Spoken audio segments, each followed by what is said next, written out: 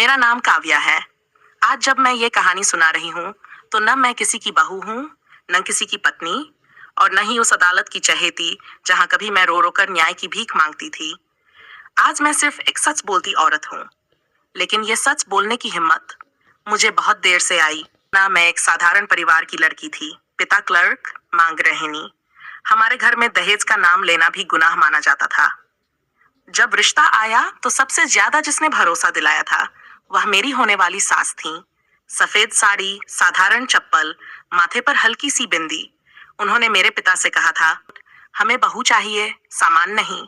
आपकी बेटी ही हमारे घर की सबसे बड़ी दौलत होगी।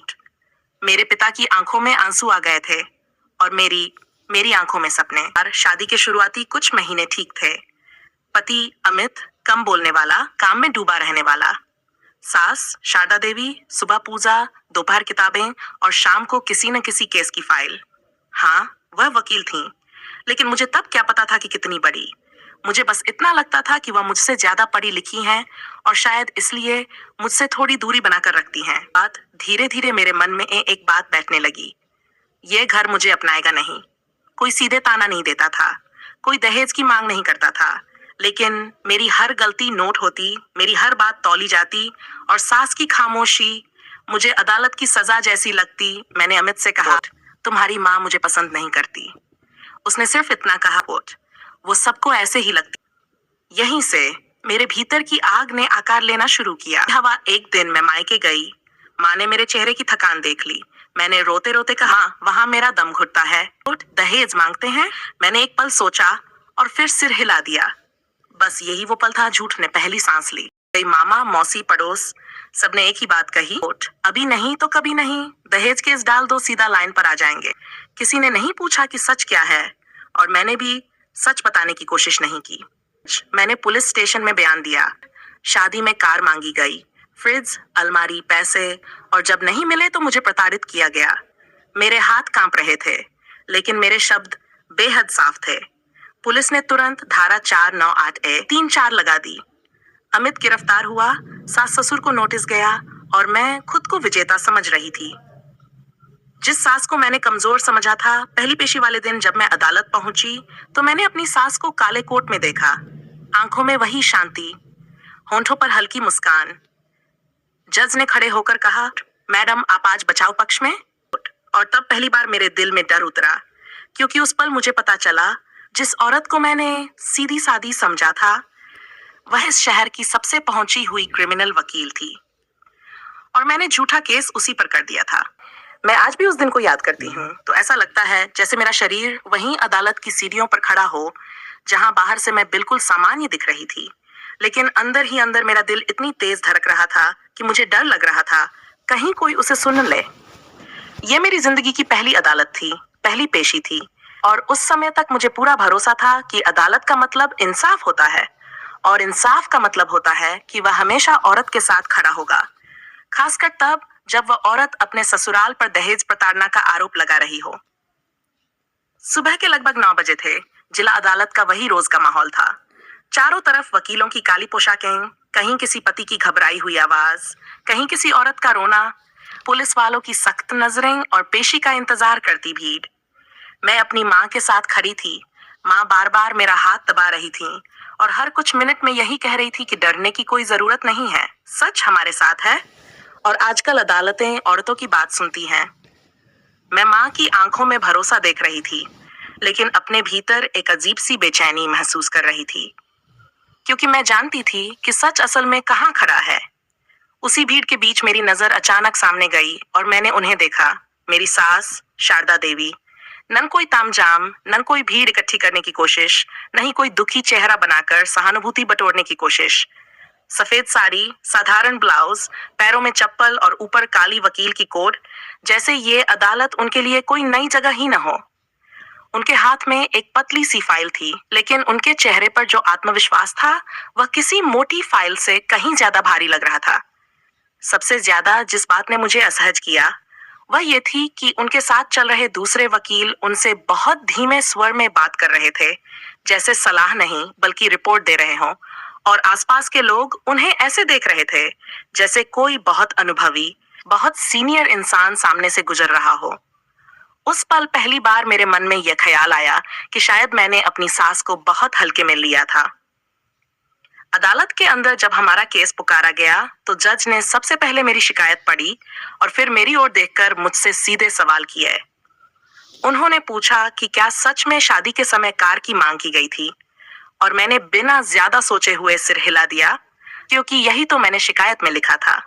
फिर जज ने पूछा कि क्या इस मांग का कोई लिखित सबूत है, कोई मैसेज, कोई गवाह, कोई रिकॉर्ड।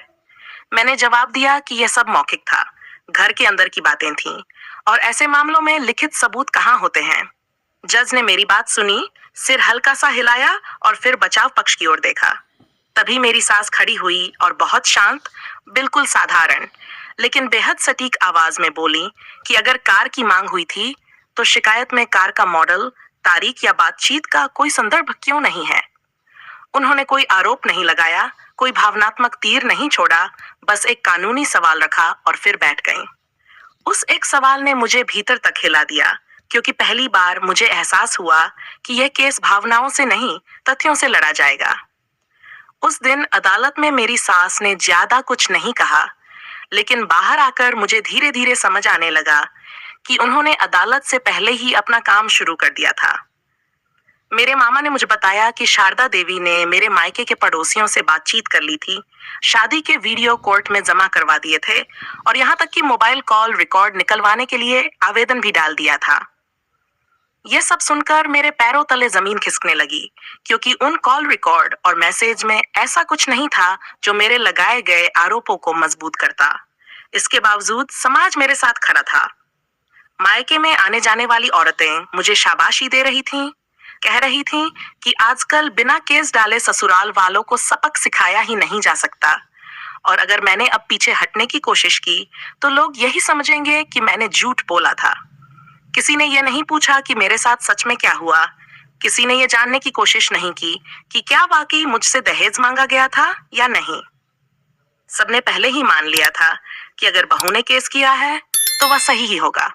इसी बीच अमित जमानत पर बाहर आया।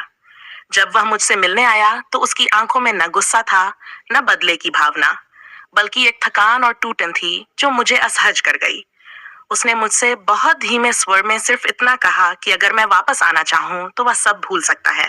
उस समय मैं कुछ नहीं बोल पाई, क्योंकि मेरे कानों में अपने मायके वालों की आवाज गूंज रही थी, जो लगातार कह रहे थे अब पीछे हटने का मतलब अपनी इज्जत खुद मिट्टी में मिलाना होगा। सबसे अजीब बात यह थी कि मेरी सास ने मुझसे कभी संपर्क नहीं किया, न समझौते की कोशिश, न धमकी, न ही कोई भावनात्मक दबाव। वह बस हर तारीख पर पूरी तैयारी के साथ अदालत में आती थी, जैसे किसी लंबे खेल की हर चाल उन्हें पहले से पता हो। बाद में मुझे समझ आया कि वह मुझे उकसा नहीं रही थी, बल्कि मुझे और ज्यादा झूठ बोलने का मौका दे रही थी। दूसरी पेशी में उन्होंने जो किया उसने मेरी नींद उड़ा दी। उन्होंने अदालत में मेरी ही पुरानी व्हाट्सएप चैट पेश की, जिसमें मैंने शादी के कुछ महीनों बाद अपनी दोस्त को लिखा था कि मेरे ससुराल में दहेज की कोई बात नहीं है। बस मेरा मन वहां नहीं लग रहा। जज ने जब मुझसे पूछा कि फिर मैंने शिकायत कब और क्यों की, तो मेरे पास कोई साफ जवाब नहीं था। उस दिन पहली बार मुझे महसूस हुआ कि ये केस अब मेरे हाथ से फिसलने लगा है। उस रात मैं पूरी तरह सो नहीं पाई। बार बार यही सोचती रही कि अगर ये सब यूं ही चलता रहा तो कहीं मैं खुद ही कटघरे में न खड़ी कर दी जाऊं। फिर भी मैंने खुद को यही समझाया कि यह सिस्टम औरतों के पक्ष में होता है, और शायद आखिरकार सब कुछ मेरे हक में ही जाएगा। लेकिन मैं ये भूल चुकी थी कि सिस्टम औरत या मर्द के साथ नहीं, बल्कि सच के साथ खड़ा होता है, और सच धीरे धीरे मेरे खिलाफ खड़ा हो रहा था।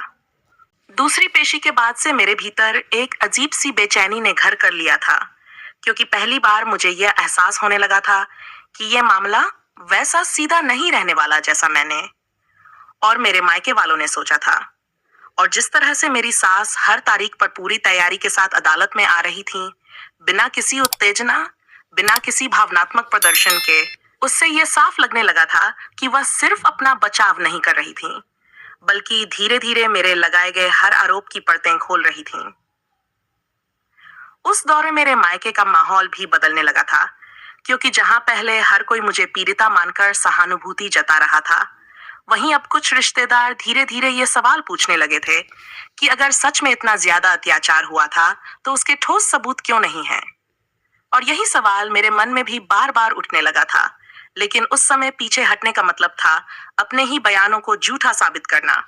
इसलिए मैंने खुद को समझा लिया कि अब चाहे जो हो जाए, मुझे इस केस को आखिर तक ले जाना ही होगा। इसी बीच मेरे वकील ने मुझे सलाह दी कि अगर अदालत में मानसिक या शारीरिक प्रताड़ना को और मजबूती से दिखाना है तो मेडिकल कागजात बहुत अहम भूमिका निभाते हैं, क्योंकि आज के समय में अदालतें सिर्फ भावनाओं से नहीं बल्कि दस्तावेजों से फैसले करती हैं। और ये बात मेरे दिमाग में ऐसे बैठ गई जैसे कोई रास्ता दिख गया हो जिससे मैं अपने कमजोर होते केस को फिर से मजबूत कर सकती हूँ। मैं एक प्राइवेट क्लिनिक गई जहाँ किसी जान पहचान के जरिए एक ऐसा मेडिकल सर्टिफिकेट बनवाया गया जिसमें लिखा था कि मैं लंबे समय से मानसिक तनाव, घबराहट और नींद न आने की समस्या से जूझ रही हूँ और इसका कारण घरेलू उत्पीड़न बताया गया था। और उस कागज को हाथ में लेते समय मेरे मन में एक पल के लिए डर जरूर उठा था कि कहीं ये सब बहुत आगे तो नहीं बढ़ रहा। लेकिन उसी पल मुझे अपनी माँ का चेहरा याद आ गया, जो हर रोज यही कहती थी कि अगर हम कमजोर पड़े तो समाज हमें ही दोषी ठहराएगा। अगली तारीख पर जब वह मेडिकल रिपोर्ट अदालत में पेश की गई तो मुझे पहली बार ऐसा लगा कि शायद अब मामला फिर से मेरे पक्ष में झुक सकता है, क्योंकि जज ने उस रिपोर्ट को ध्यान से पढ़ा और कुछ सेकंड तक खामोश रहे। लेकिन तभी मेरी सास खड़ी हुई और उन्होंने बहुत ही संयमित तरीके से ये पूछा कि क्या उस डॉक्टर को अदालत में बुलाया जा सकता है जिसने ये रिपोर्ट बनाई है, ताकि वह खुद आकर बताए कि उसने ये निष्कर्ष किन आधारों पर निकाला था। उस एक सवाल ने मेरे भीतर फिर से वही डर जगा दिया, क्योंकि मैं जानती थी कि वह डॉक्टर अगर अदालत में आया तो उससे पूछे जाने वाले सवालों के जवाब देना आसान नहीं होगा। और मुझे पहली बार यह महसूस हुआ कि मेरी सास सिर्फ कागज नहीं देख रही थी, बल्कि हर कागज के पीछे की सच्चाई तक पहुंचने की कोशिश कर रही थी। इसी दौरान अमित से मेरी एक छोटी सी मुलाकात हुई, जो किसी रिश्तेदार के घर एक कार्यक्रम में अचानक हो गई थी। और उस मुलाकात में उसने मुझसे कोई शिकायत नहीं की, कोई आरोप नहीं लगाया, बल्कि बस इतना कहा कि यह लड़ाई अब सिर्फ पति पत्नी के बीच की नहीं रह गई है और जितनी देर यह खिंचेगी उतनी ज्यादा जिंदगियां इसमें उलझती चली जाएंगी। और उसकी ये बात मेरे दिल में ही गहरे उतर गई, क्योंकि मुझे पहली बार एहसास हुआ कि मैं सिर्फ अपने गुस्से और जिद के कारण कितने लोगों को इस लड़ाई में घसीट चुकी हूँ। मायके लौटने पर माहौल और ज्यादा दबाव भरा हो गया, क्योंकि अब रिश्तेदार खुलकर सलाह देने लगे थे कि या तो केस को और मजबूत करो या फिर समझौते के बारे में सोचो। लेकिन समझौते का मतलब था अदालत में यह मान लेना कि शुरू में लगाए गए आरोप पूरी तरह सच नहीं थे। और यह बात मेरी माँ को किसी भी हाल में स्वीकार नहीं थी, क्योंकि उन्हें लगता था कि इससे समाज में हमारी इज्जत पर सवाल उठ जाएगा। अगली पेशी में जज ने पहली बार सीधे मेरी ओर देखकर यह पूछा कि क्या मैंने शिकायत दर्ज करते समय किसी दबाव या गलत सलाह में आकर बातें बढ़ा चढ़ाकर तो नहीं कही थी। और उस पल मुझे ऐसा लगा जैसे पूरा अदालत कक्ष मेरी ओर देख रहा हो, क्योंकि यह सवाल सिर्फ एक कानूनी सवाल नहीं था, बल्कि मेरी विश्वसनीयता पर सीधा प्रहार था। मैंने उस समय जवाब तो दे दिया कि मैंने जो भी कहा अपने अनुभव के आधार पर कहा, लेकिन मेरी आवाज में वह आत्मविश्वास नहीं था जो पहले हुआ करता था। और शायद यही बात जज ने भी महसूस की, क्योंकि उन्होंने अपनी टिप्पणी में यह कहा कि इस केस में तथ्यों और बयानों के बीच कुछ असंगतियां दिखाई दे रही हैं, जिनकी गहराई से जांच जरूरी है। उस दिन अदालत से बाहर निकलते समय मेरी सास ने पहली बार मेरी ओर देखा, न किसी घृणा से, न किसी जीत के भाव से, बल्कि एक ऐसी नजर से जिसमें जैसे ये साफ लिखा हो कि अभी ये लड़ाई खत्म नहीं हुई है और सच को सामने आने में अभी वक्त लगेगा। और उस नजर ने मुझे किसी ताने से ज्यादा तोड़ दिया। उस रात मैं देर तक जागती रही और पहली बार अपने आप से ये सवाल करती रही कि क्या सच में मैंने हालात को सुधारने के लिए ये रास्ता चुना था, या सिर्फ अपने अहंकार और समाज के डर में आकर एक ऐसा झूठ खड़ा कर दिया था जो अब मेरे ही सामने पहाड़ बनता जा रहा था। और उसी बेचैनी के साथ मुझे यह एहसास भी होने लगा था कि आने वाली तारीखें मेरे लिए पहले से कहीं ज्यादा मुश्किल होने वाली हैं। तीसरी पेशी के बाद से मेरी जिंदगी जैसे दो हिस्सों में बंट गई थी। एक वह जो बाहर की दुनिया को दिखाई देता था, जहां मैं अब भी एक प्रताड़ित बहू के रूप में जानी जाती थी, और दूसरा वह जो मेरे भीतर चल रहा था, जहां डर, अपराधबोध और अनिश्चितता एक साथ मिलकर मुझे हर रोज अंदर से तोड़ रहे थे। क्योंकि अब यह साफ होने लगा था कि अदालत में मेरा हर अगला शब्द पहले की तरह सहजता से स्वीकार नहीं किया जा रहा था।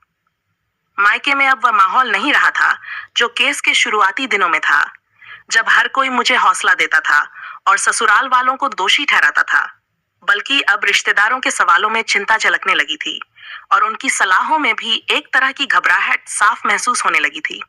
क्योंकि सबको यह डर सताने लगा था कि अगर मामला उल्टा पड़ गया तो बदनामी सिर्फ ससुराल वालों की नहीं, बल्कि हमारे पूरे परिवार की होगी।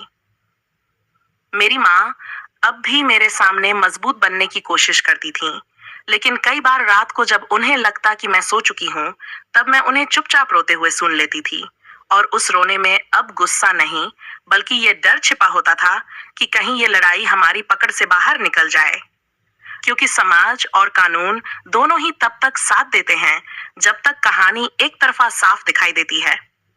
इसी बीच अदालत में एक और महत्वपूर्ण घटनाक्रम हुआ, जब मेरी सास शारदा देवी ने मेरे लगाए गए आरोपों के जवाब में कुछ ऐसे दस्तावेज पेश किए जिनका मैंने पहले कभी अंदाजा भी नहीं लगाया था। क्योंकि उन दस्तावेजों में अमित के बैंक स्टेटमेंट, घर के खर्चों का विवरण और शादी के बाद के महीनों के घरेलू खर्चों की पूरी जानकारी थी, जिससे ये दिखाने की कोशिश की जा रही थी कि मेरे साथ न तो आर्थिक शोषण हुआ था और न ही दहेज के लिए किसी तरह का दबाव डाला गया था। जब जज ने उन कागजों को देखा और मुझसे पूछा कि अगर सच में लगातार दहेज की मांग की जा रही थी, तो फिर घर के खर्च इतने सामान्य तरीके से कैसे चल रहे थे और किसी भी तरह की बड़ी लेन देन की शिकायत क्यों दर्ज नहीं कराई गई, तो उस पल मेरे पास कोई ठोस जवाब नहीं था।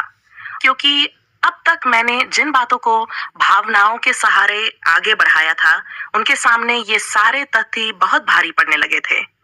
मेरे वकील ने मुझे इशारों इशारों में शांत रहने को कहा और यह भरोसा दिलाने की कोशिश की कि ऐसे सवालों का जवाब बाद में दिया जा सकता है। लेकिन मैं साफ महसूस कर पा रही थी कि अदालत का रुख अब बदल रहा है, और यह बदलाव किसी एक सवाल या एक तारीख की वजह से नहीं, बल्कि धीरे धीरे इकट्ठा हो रही उन असंगतियों की वजह से हो रहा है जो मेरे बयान और प्रस्तुत दस्तावेजों के बीच दिखाई देने लगी थीं। इसी दौरान समाज का वह चेहरा भी सामने आने लगा जिसे अक्सर ऐसे मामलों में कोई खुलकर स्वीकार नहीं करता।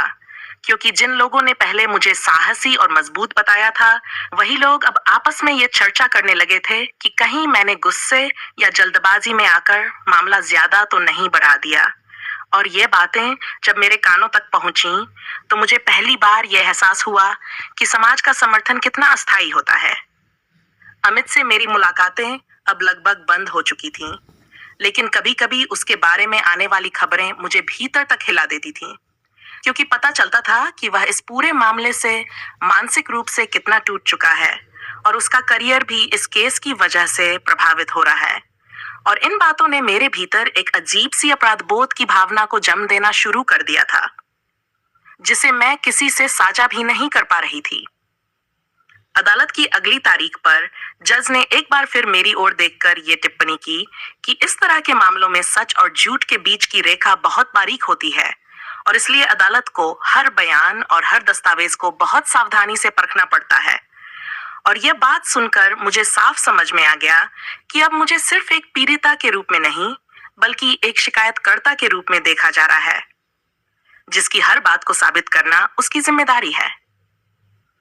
उस दिन के बाद से मेरे मायके वालों में बेचैनी और बढ़ गई थी, क्योंकि अब उन्हें भी यह महसूस होने लगा था कि अगर अदालत ने यह मान लिया कि शिकायत बढ़ा चढ़ाकर की गई थी या उसमें असत्य तथ्य शामिल थे, तो इसका असर सिर्फ केस पर ही नहीं, बल्कि मेरी पूरी जिंदगी पर पड़ेगा। और इसी डर के चलते घर में कई बार यह बात उठने लगी कि क्या अब भी पीछे हटने का कोई रास्ता बचा है। लेकिन पीछे हटने का मतलब था अदालत के सामने यह स्वीकार करना कि मैंने जो कहानी सुनाई थी वह पूरी तरह सच नहीं थी। और यह स्वीकार करना मेरे लिए मानसिक रूप से इतना कठिन हो गया था कि मैं हर बार इस सवाल से बचने की कोशिश करती थी।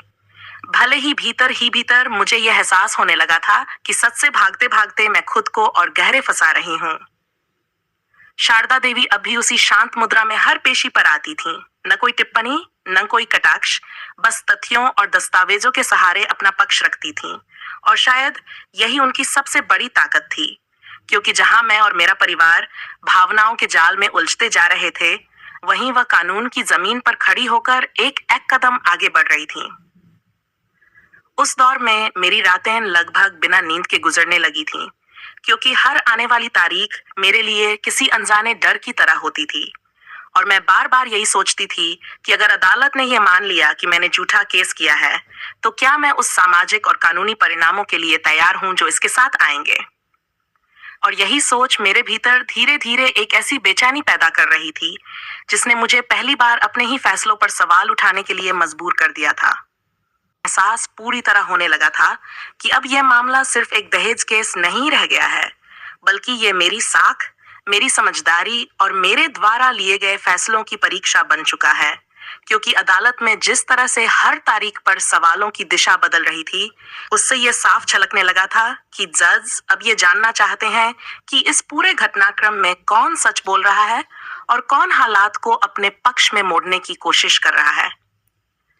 मायके में अब केस की बातें पहले जैसी खुलकर नहीं होती थीं, क्योंकि हर बातचीत के पीछे एक अनकहा डर छिपा होता था कि अगर फैसला हमारे खिलाफ चला गया तो आगे क्या होगा। और यही डर मेरी माँ के चेहरे पर भी साफ दिखाई देने लगा था, जो अब पहले की तरह मुझे लड़ने के लिए उकसाने के बजाय चुपचाप बैठकर बस भगवान से प्रार्थना करती थीं कि कोई रास्ता निकल आए जिससे ये मामला बिना किसी बड़े नुकसान के खत्म हो सके।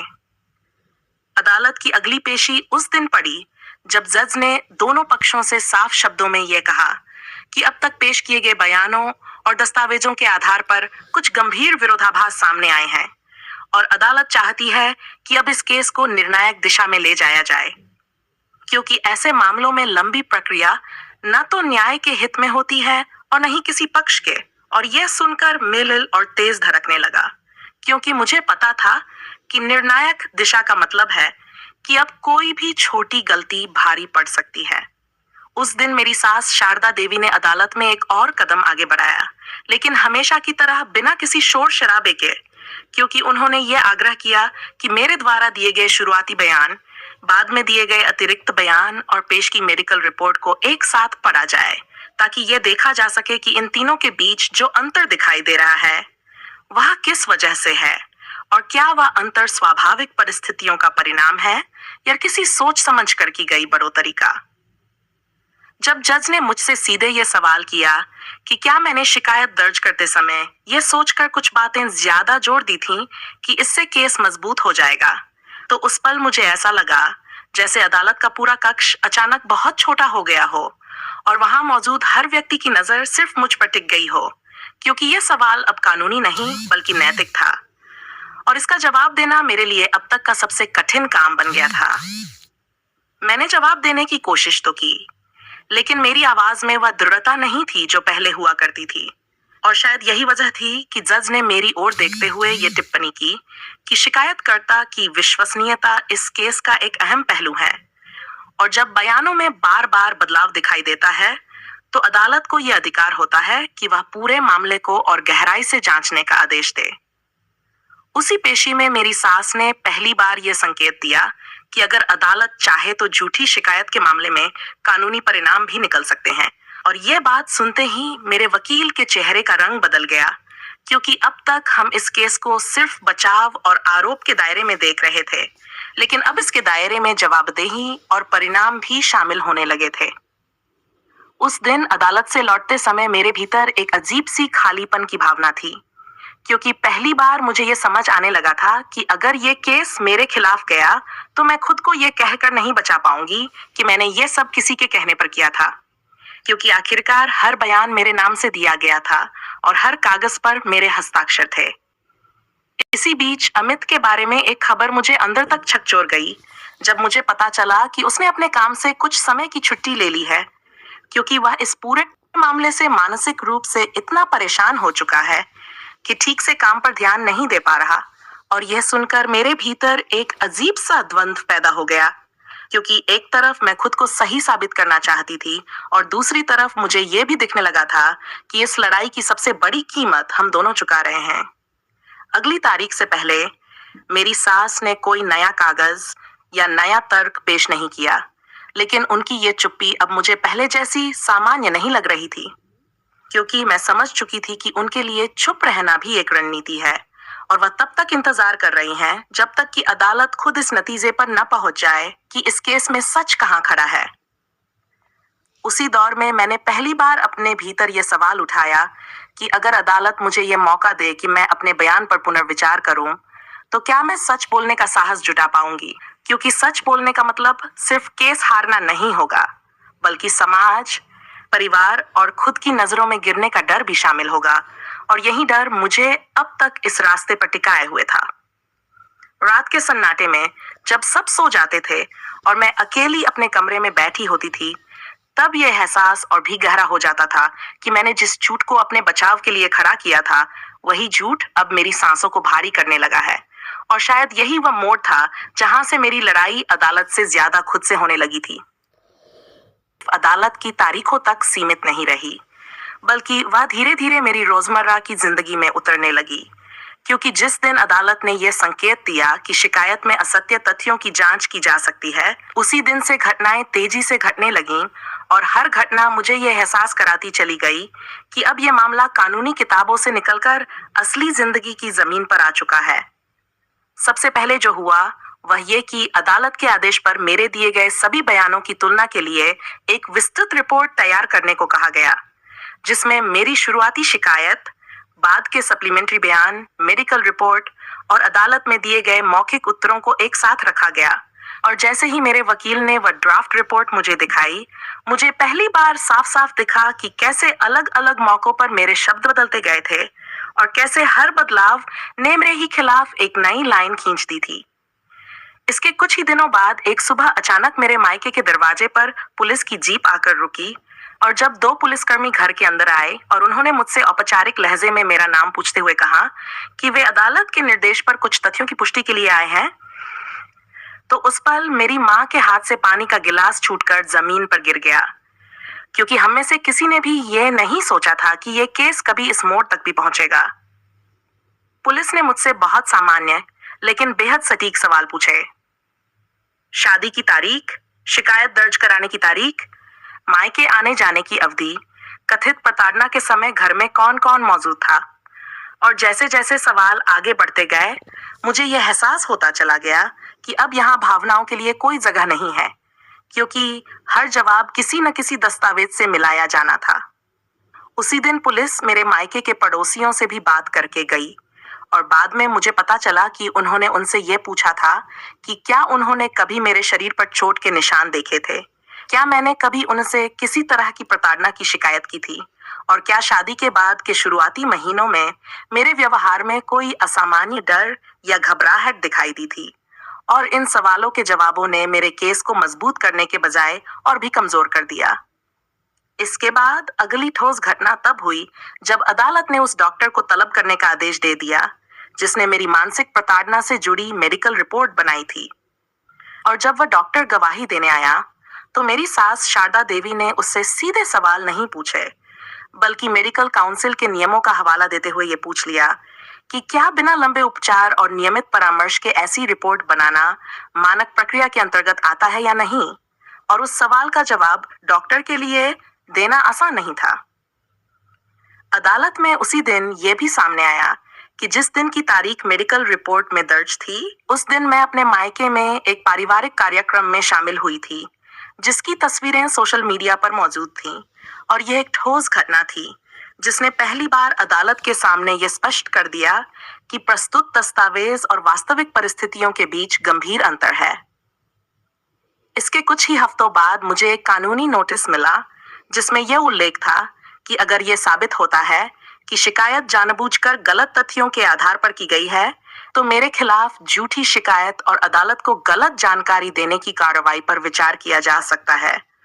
और वह नोटिस पढ़ते समय मेरे हाथ इस कदर कांप रहे थे कि मैं कागज ठीक से पकड़ भी नहीं पा रही थी। मायके में उस दिन पहली बार खुलकर बहस हुई, क्योंकि मेरे पिता ने बेहद थके हुए स्वर में यह कहा कि लड़ाई अब सम्मान की नहीं बल्कि भविष्य की हो चुकी है, और अगर सच सामने आने से बचाने के लिए हम और गलतियां करेंगे तो इसका खामियाजा सिर्फ मुझे ही नहीं बल्कि पूरे परिवार को भुगतना पड़ेगा।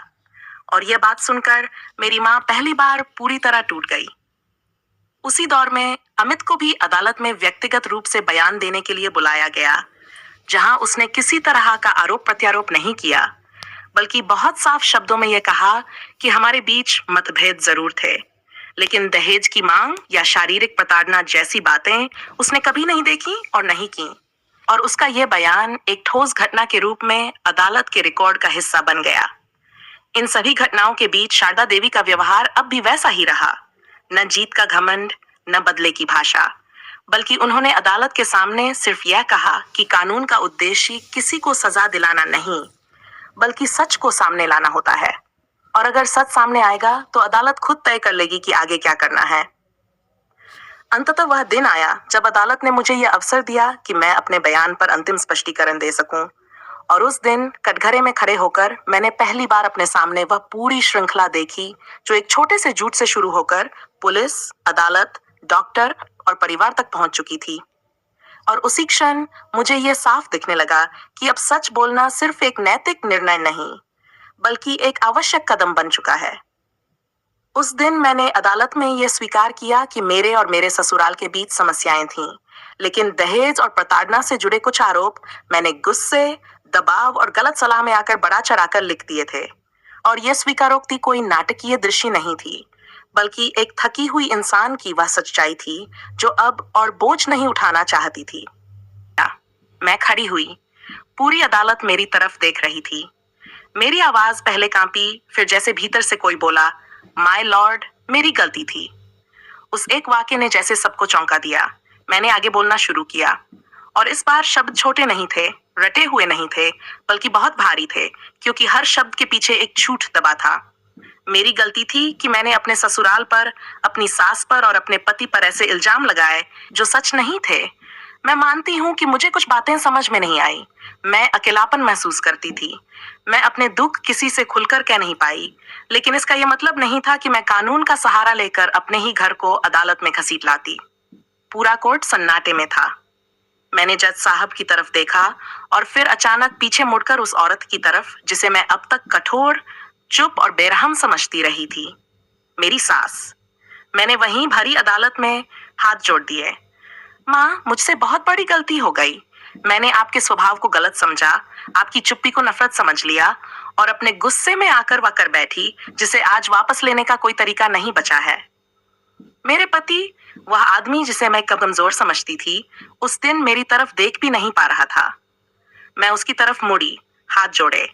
मैं जानती हूँ कि आज माफी से कुछ नहीं बदलेगा, लेकिन सच यही है कि मैंने तुम्हें और तुम्हारे माता पिता को बहुत बड़ा दर्द दिया है। मेरी आंखों से आंसू बह रहे थे, लेकिन ये आंसू किसी चाल का हिस्सा नहीं थे, बल्कि उस एहसास के थे कि इंसान जब कानून को हथियार बनाकर रिश्तों पर वार करता है, तो सबसे गहरी चोट उसी के हिस्से आती है। जज साहब ने गहरी सांस ली। अदालत आपकी स्वीकारोक्ति को रिकॉर्ड में लेती है, उन्होंने कहा, लेकिन यह भी याद रखिए कि कुछ फैसलों की सजा कानून से ज्यादा समाज और समय देता है। फैसला सुना दिया गया। मैंने केस तो वापस ले लिया, लेकिन सब कुछ वापस नहीं ले पाई। अदालत से बाहर निकलते हुए मैं सिर झुकाए चल रही थी जब अचानक मेरी सांस रुकी। पहली बार उन्होंने मुझसे बात की। उनकी आवाज ऊंची थी, न तंज से भरी, बस साफ और सीधी। काव्या बेटा, तुमने अपनी जिंदगी खुद बर्बाद की है। मेरे कदम रुक गए।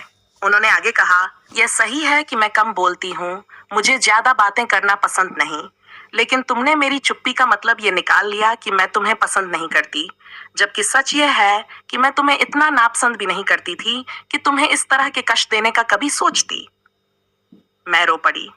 उन्होंने आखिरी बात कही जो मेरे दिल में तीर की तरह लगी, और मेरा बेटा, तुमने एक हीरा खो दिया है। वह आज भी तुम्हारे लिए बुरा नहीं सोचता, लेकिन भरोसा, वह एक बार टूट जाए तो वापस नहीं आता। वह आगे बढ़ गई, मैं वहीं खड़ी रह गई। उस दिन समझ आया कि अदालत में केस हारना या जीतना बड़ी बात नहीं होती।